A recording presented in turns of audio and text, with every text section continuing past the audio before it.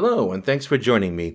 Today we're going to look at an attempt to respond to the argument from evil by David Wood of Acts 17 Apologetics, who takes a novel approach to the argument. Before looking at Wood, let's briefly look at the argument from evil. The formulation of the argument I usually go with is the one used by William Rowe in the 1980s, and it's a simple three-step induction. Premise P states, "No good that we know of justifies God in permitting evil." For ease of discussion, we're not talking all instances of evil here, but just two in particular. The painful death of a fawn in a naturally caused forest fire, and the rape, beating, and murder of a 6-year-old girl by her mother's boyfriend. No good that we can think of justifies God in permitting these two situations to happen. From that and from the principle of credulity, we can infer the likely truth of premise Q, no good justifies God in permitting evil. And from that, we can infer the likely truth of the conclusion, premise R, God does not exist. There are two ways to try to attack this argument. Attempts to counter premise P, to think of a good that would justify God in permitting evil, are called theodicies. Attempts to counter the inference from P to Q comes from a school of thought called skeptical theism. Wood's proposed solution is a theodicy, and he proposes it in the context of trying to turn a common response to the argument from design around to attack the atheists, namely the multiverse response. The idea is that if an infinite number of universes exist, then it shouldn't be surprising that some entities find themselves in a universe that appears designed. I don't usually employ the multiverse response when discussing the design argument, and I don't know whether a multiverse actually exists, but I'm happy to grant for the sake of discussion that a multiverse exists. So let's look at Wood's proposed solution to the argument from evil.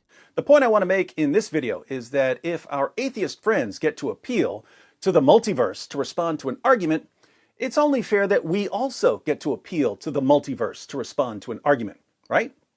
I don't think you do, no, but not because atheists called dibs on the multiverse idea. Rather, and I'll admit I'm not an expert here, but I don't think Christianity allows for an infinite number of universes, some of which had the resurrection and some of which didn't. Some of which had the prophets predict Jesus and some of which didn't. Some of which had the fall of Adam and Eve, or whatever the modern 21st century equivalent of that might be, and some of which didn't. It's possible that God created an infinity of universes in which all these features do necessarily exist, but that isn't really compatible with free will, is it? That's fair, isn't it, atheists? You don't want to be hypocrites, do you? Having established that Wood is a Christian, that Christianity doesn't seem to allow for a multiverse of the kind proposed in the context of the design argument, and that Wood seems to hate hypocrisy, I think we can all safely expect that Wood is not going to offer the multiverse response to the argument from evil.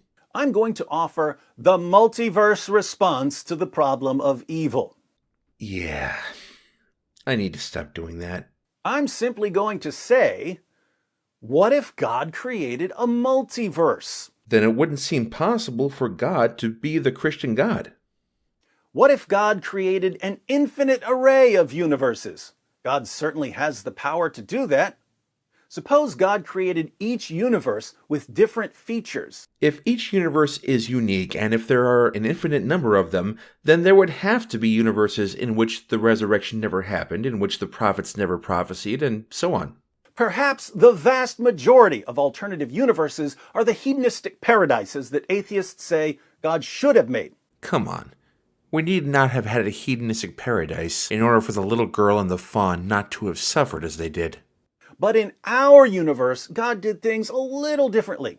He gave people a great deal of free will. He made a place where lots of things go wrong so that people can develop virtues like courage and compassion. He punished rebellion. Man, talk about throwing everything against the wall. The free will, soul-making, and punishment theodicies have been dealt with at great length elsewhere, and we can certainly discuss them in future videos if the occasion arises. Can you really say that God couldn't do this in just one of the infinite universes he created? Sure he could have. Being all-powerful comes with that privilege. The question is, can he do that and be all-knowing and be all-loving and exist? On what basis can you say that he couldn't? Your feelings? Why should your feelings about the multiverse response to the problem of evil bother us any more than our feelings about the multiverse response to cosmic fine-tuning bother you? So what bothers me is, this is the first of your videos that I've watched, and I was led to believe that you were someone I should take seriously, but that's not the impression I get. I mean, your feelings about the multiverse response to the design argument appears to be that it calls for some kind of response. Fine. My feelings about the multiverse response to the argument from evil is, where's the response? In order to be a response, it would have to explain how it is that God creating a multiverse in which all universes but one contain no evil justifies him creating that universe in which evil is permitted. And you don't even try to do that. Look, be honest with me. Did you intend for this video to not be serious, to be nothing more than an exercise in snark? If so, then fair enough. But if not, then, well, what is the multiverse response to the argument from evil?